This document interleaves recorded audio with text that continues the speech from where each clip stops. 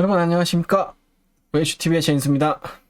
자, 원래 제 채널이 그렇게 너무 디테일한 공학적인 내용을 막 하는 채널은 아니에요.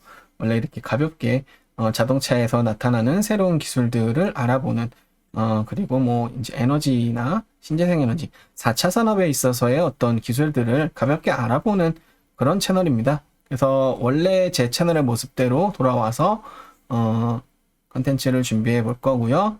오늘은 제네시스 G90 롱휠 베이스 모델의 일렉트릭 슈퍼차저에 대해서 공부해 보겠습니다. 자, 본 컨텐츠의 원본 자료는 현대자동차 스토리 페이지에서 발췌했음을 알려드립니다. 에쿠스에서부터 이어졌다라고 하시면 여러분들이 의아하실 수도 있는데 제네시스에서 코드명 자체를 RS4로 붙였죠. 실질적으로 에쿠스의 후계고 이건 4세대 모델이다 라는 뜻이에요. 그래서 에쿠스에서부터 이어진 정통 쇼퍼 드리븐 럭셔리 세단, 쇼퍼 드리븐이라는 건 뭐냐면은 오너가 뒷좌석에 앉는다는 얘기죠. 그래서 럭셔리 세단, 제네시스는 럭셔리 브랜드입니다. 따라서 쇼퍼 드리븐 럭셔리 세단.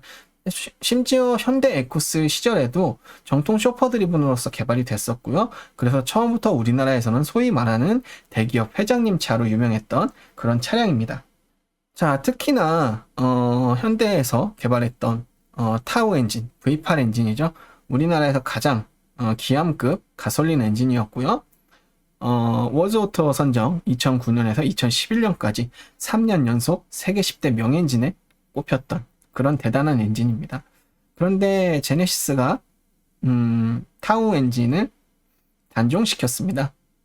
어떻게 보면 새로운 시대의 친환경 시대에 선제적으로 우리는 이 가솔린 내연기관을 특히 이 고배기량의 많은 탄소를 내뿜는 이것을 포기하겠습니다라고 먼저 메시지를 던진 거죠. 럭셔리 브랜드 시장에. 사실 이 결정은 굉장히 찬성하지만 사실 아깝죠. 저도 V8에 대해서 어떤 로망이 있고 사실 이 V8 엔진 자체가 우리나라는 개발한 지 오래되지 않았거든요. 그런데 그 유일하게 있는 V8 타우 엔진이 단종이 되어 버렸습니다. 참 시대의 흐름 속에서 명엔진 하나가 사라지는 그런 아쉬움이 있습니다. 자, 그런데 그래서 어쨌든 환경 규제로 인해서 소위 말하는 다운사이징, 배기량을 줄이는 것을 말해요. 배기량을 줄인 만큼 당연히 CO2 배출량은 줄어듭니다. 하지만 이렇게 됐을 때 그 줄어든 출력을 가지고 저 엄청난 기암, 저 엄청난 쇳덩어리를 굴려야 되잖아요. 그러면 이 출력으로 넉넉한 토크로부터, 그러니까 사실 쇼퍼 드리븐이라는 거는 이 넘치는 출력에 넉넉한 토크가 저속에서부터 쭉 고르게 퍼져 있는 그런 것으로 넘치는 출력으로 인한 그런 편안함, 그런 것들을 추구하는 게 쇼퍼 드리븐 차량들인데 이게 3.5리터 터보 엔진 가지고 이거를 충분하게 넘치는, 그러니까 여유 넘치는 그런 출력이 나오겠느냐? 사실 좀 어렵다는 거죠. 근데 문제는 뭐냐면 어떻게 보면 터보 엔진 써서 할 수도 있어요. 그렇게 되면 이제 이런 문제가 생겨요. 두 가지 문제가 생기는데, 자, 소위 대기업 회장님들의 차량이라는 거는 보수적인 소비층이라는 뜻이에요. 물론 대기업 회장님들만 타시는 차는 아닙니다. 중소기업, 중견기업에 꽤 성공하신 그런 회장님, 사장님들도 G90를 타시죠. 성공한 사람들의 차예요. 정말 저 차는. 근데 이 보수적인 소비층이라는 거는 아직 전기차에 대해 준비가 되신 분들이 아니에요. 그리고 당연히 보수적이기 때문에 과거의 어떤 헤리티지를 통해서 자신의 성공을 드러내 보여야 되는 그런 위치에 계신 분들이죠. 그러다 보니까 이분들한테 배기량이 줄어든다는 건 용납할 수 없는 일이에요. 왜? 배기량이 줄어든다는 건 무슨 뜻입니까? 출력이 약해진다는 뜻이죠. 그래서 지금 마이바흐도 섣부르게 지금 배기량을 내리고 있지 못합니다. 그런데 현대는 배기량을 일단 내려버렸어요. 선제적으로 우리는 전기차 브랜드로 진화할 겁니다. 넘어갈 겁니다. 라고 뱉어놨기 때문에 그 엔진 연구소들도 다 축소하고 해체 수순을 밟고 있죠. 그런 와중에 그러면은 이 럭셔리 모델을 심지어 지금 마이바흐와도 비견이 되고 있는데 최근에 어떻게 이 보수적인 소비층을 납득시킬 것이냐. 3.5L짜리 엔진 가지고. 왜냐하면 터보 차저를 얹어요. 그런데 3.5L 배기량이 1500cc나 줄어들었어요. 이랬을 때 터보 차저를 그럼 1500cc만큼을 그 출력 차이를 보상해 줄 수 있는 터보 차저를 얹어야 되는데 이런 터보 차저는 소위 빅터빈을 얹어야 됩니다. 하지만 이 빅터빈은 출력을 상승시키지만 배기가스로부터 부스트 압력이 차오르기까지 굉장히 시간이 오래 걸리죠. 우리는 이걸 뭐라 그러느냐? 우리는 이걸 터보 레그라고 합니다.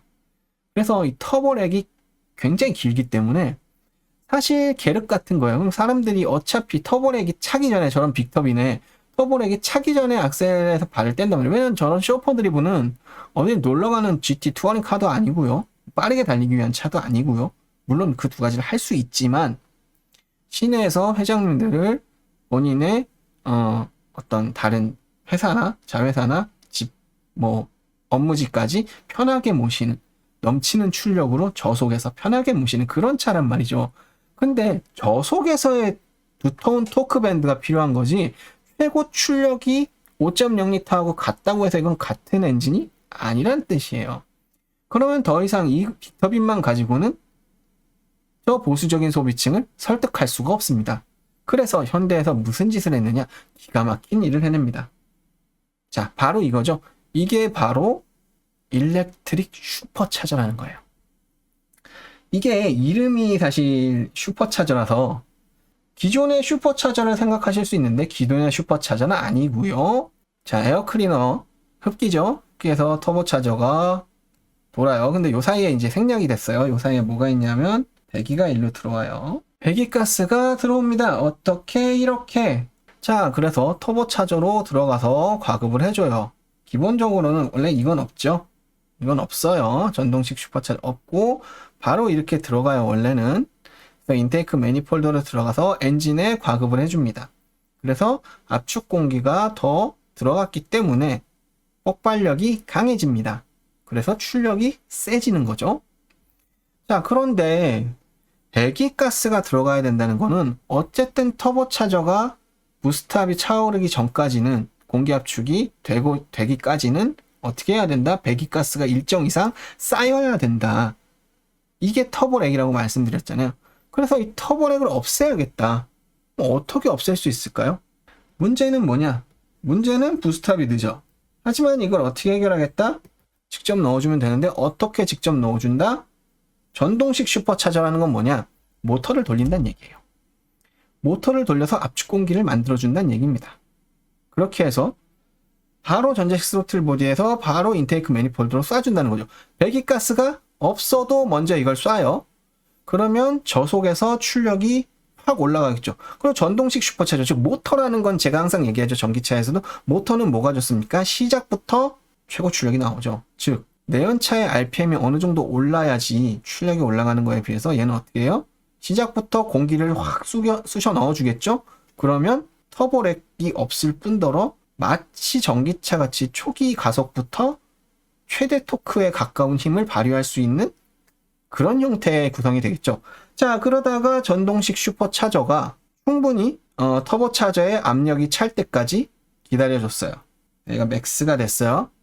터빈 압력이 빅터빈이기 때문에 오래 걸리겠죠. 자, 그렇게 됐어요. 이런 경우는 어떤 경우냐? 고속도로나 도시고속국도 이런 데를 달릴 때죠. 그럼 이땐 전동식 슈퍼차저는 작동을 멈춰요.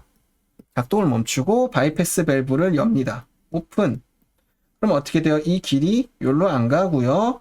이 터보차저에서 압축된 공기가 이렇게 원래의 내연기관 터보차저의 구성대로 동작을 하게 될 겁니다.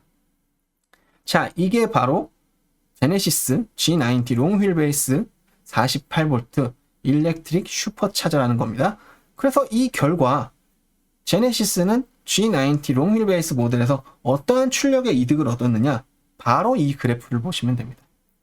자동차에 이런 토크 그래프를 얘기할 때, 출력 그래프를 얘기할 때 우리가 하단의 RPM 몇부터 보죠? 2500 정도부터 보죠? 왜냐하면 그쯤부터 이렇게 상승해요. 2500부터. 빠르면 2000? 한 2500부터 상승하신다고 보면 돼요.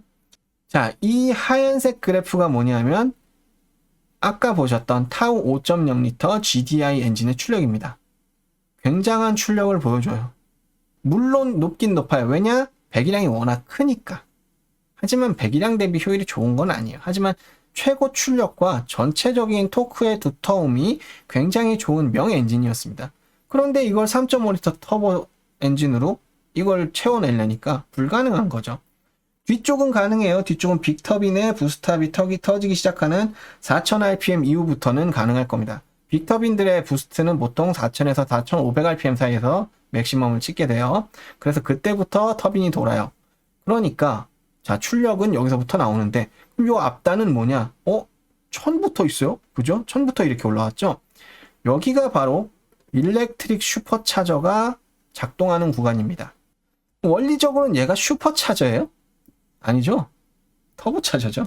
원리적으로는 터보차저예요. 그래서 터보렉을 제거해주고 마치 일렉트릭 비클 같은 1750rpm 정도부터 4500rpm까지 56kg 중 미터의 토크를 더 합게 보여줍니다. 굉장하죠. 최고 출력도 타우 엔진하고 똑같습니다. 마력도 똑같다는 얘기예요. 그러면서 토크는 엄청나게 상승했어요. 그리고 토크 밴드 자체가 굉장히 두터워졌습니다. 자, 이러한 기능을 가지고 스펙을 딱 지어보면 엔진 배기량은 작은데 기존의 타우 5.0보다 훨씬 좋은 출력을 보여주고 있죠. 이러면 저런 보수적인 소비자층도 설득을 할 수 있는 그런 기술이 되는 겁니다. 자, 그런데 이 48V 시스템을 가지고 하나를 더 넣었어요. 마일드 하이브리드라는 걸 넣었습니다. 정확히는 마일드 하이브리드 스타트 앤 제너레이터라고 넣었어요. 그럼 이건 또 뭐냐? 어차피 48V 모터가 돌 수 있는 걸 넣었고요. 48V 모터를 돌리려면 어쨌든 12V 외에 배터리가 또 따로 있어야 돼요. 이런 거예요. 마일드 하이브리드란 건. 지금 여기 보시면 마일드 하이브리드 스타터 앤 제너레이터. 그래서 MHSG입니다. 이 MHSG라는 건 뭐냐? 어떻게 보면 이게 오히려 슈퍼차저에 가까워요. 왜냐하면 스타팅 모터 대신에 바로 옆에 붙어 있으니까 엔진 옆에 붙어서 엔진 출력을 도와주는 그런 애입니다. 자, 엔진 시동 모터 대신에 얘를 사용하기도 합니다. 이 부분은 미디어 오토의 장진택 기자님이 실제로 시연을 보여주셨었죠. G90를 소개하시면서. 자, 진동 저감 당연하죠. 48V 모터가 붙어가지고 이거를 크랭크축을 돌리는 걸 도와주는데 당연히 진동 없이 아주 스무스하게 시동이 탁 걸릴 겁니다. 한 방에. 자, 그리고 엔진 토크를 보조합니다. 어떤 때 가속을 하거나 여러분들이 등판을 할 때. 네, 엔진 토크를 보조한다. 왜? 같이 붙어 있으니까 얘가 힘을 보태주는 거예요. 모터가. 힘을 보태주면 뭐가 좋아질까요? 우리가 내연차가 가장 힘들어하는 게 뭡니까? 오르막길이죠. 거기서 모터로 가속을 도와준다. 그러면 즉 연료 분사량이 적어진다. 가속이란 건 뭐예요? 정지해 있다가 출발할 때도 가장 연비가 낮아집니다. 그 소리는 뭐냐? 그때가 가장 내연기관의 효율이 떨어지는 구간이란 얘기죠. 그랬을 때 이 모터가 도와줘요. 그러면 거기에서 연료 분사가 적어도 되겠죠. 즉 연비의 상승을 노릴 수 있습니다. 그리고 48V 배터리, 맞네요. 48V 배터리가 들어가죠. 로 12V 배터리 충전, 이건 개통 배터리죠. 48V 배터리에 저장된 에너지로 전장 부하에 대응한다. 자, 이거는 전기차에 있는 거예요. 전기차에서는 고전압에서 이렇게 LDO로 내려서 12V를 충전해 주는데 얘도 48V에서 똑같이 12V 충전해 주는 거예요. 그래서 이 기능이 있으면 뭐가 좋습니까? 배터리 방전이 잘 안 되겠죠. 네. 배터리 방전에 대해서 시동이 안 걸리는 일이 거의 없을 겁니다. 정말 몇 달을 그냥 방치해두지 않는 이상. 회생 제동이 아니에요. 네. 감속할 때 어떻게 보면 회생 제동이기도 한데 얘가 제너레이터란 건 뭐예요? 발전기죠.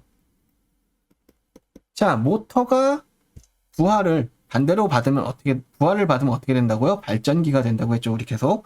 발전기는 특징이 있어요. 모터에 역으로 부하를 걸어주기 때문에 제동이 걸려요. 하지만 이 모터는 EV 모터보다 굉장히 작은 모터입니다. 그래서 그 정도의 저항을 가지고는 이 거대한 기압에 브레이크에 어떠한 껐덕거리는 그런 충격이나 영향을 주기 어렵습니다. 하지만 무엇을 할 수 있느냐? 배터리를 충전할 수 있어요. 회생제동하고 똑같은 거예요. 제동이 아니고 발전만 하는 거예요. 제동을 하긴 하는데 너무 미미해서 영향을 미치지 못한다. 자, 그렇게 됩니다. 그리고 관성주행. 자, 관성주행 때도 마찬가지. 연료 차단을 연장한다. 이거는 관성주행은 이제 뭐 내리막에서 탄력을 받아가지고 이제 회생발전은 끝난 시점. 왜? 그만큼의 부하는 안 들어와. 하지만 이미 관성이 남아있어서 쭉 밀려가는 그 시간이 있잖아요. 그때 뭘 한다? 연료 차단을 연장한다. 더 연료 차단이 된 시간을 길게 가져간다. 그 뜻은 뭐예요? 연비가 좋아진다. 자, 아이들 스톱. 아이들 스톱은 뭐냐? 정차 시에 엔진을 정지해요. 왜 정지할까요? 스탑앤고인데 스탑앤고는 매번 일어나지 않습니다. 왜 매번 일어나지 않느냐? 스탑앤고를 했을 때 고를 할 때 그 가속 시점에서 소비되는 연료량이 더 많게 되면 효율이 낮으면 스탑앤고를 시행하지 않아요. 스탑앤고도 여러 가지 알고리즘이 좀 있습니다. 하지만 이거는 그냥 아이를 스탑을 시킬 수 있어요. 왜냐하면 매번 얘가 도와주거든. 매번 얘가 엔진 시동 도와주지. 여기서 엔진 토크 보조해 두시되 시작할 때 그냥 모터로 가면 돼요. 뭐처럼 마치 하이브리드 차량처럼. 그래서 마일드 하이브리드라고 이름을 지은 거예요. 자, 48V 시스템 하나를 가지고 일렉트릭 슈퍼차저와 마일드 하이브리드를 이렇게 운영합니다. 그래서 연비도 굉장히 좋아졌고 효율도 좋아졌고 토크밴드도 두터워졌고 초창기부터 굉장히 두터운 토크가 나오고요. 모든 면에서 굉장히 훌륭한 차가 됐죠. 어떻게 보면 전기차와 하이브리드의 감성을 내연차에 녹여냈고 내연차의 단점을 모두 감춰버린 완벽한 내연차가 탄생했습니다. 자, 여러분 어떠셨나요? 오늘 G90 롱휠 베이스 모델의 일렉트릭 슈퍼차저와 마일드 하이브리드에 대해서 알아봤는데요. 뭐 저 차량을 솔직히 사거나 하실 분은 많지는 않으실 거예요. 하지만 우리가 G90에 항상 좀 주목을 하는 이유는 국산 럭셔리 브랜드가 세계적인 기함을 갖고 있고 그 세계적인 기함이 정말 세계 유수의 브랜드들과 경쟁을 할 수 있게 된 지금에서 더 돋보일 수밖에 없는 그런 환경에 있기 때문일 겁니다. 그래서 앞으로 내연차의 마지막 이 글이 길게 남아있진 않지만 정말 내연차의 마지막을 화려하게 장식하고 있는 현대 그리고 제네시스 브랜드의 연구원님들 굉장히 고생하셨다는 말씀을 드리면서 오늘 컨텐츠는 여기서 마치도록 하겠습니다. 고맙습니다.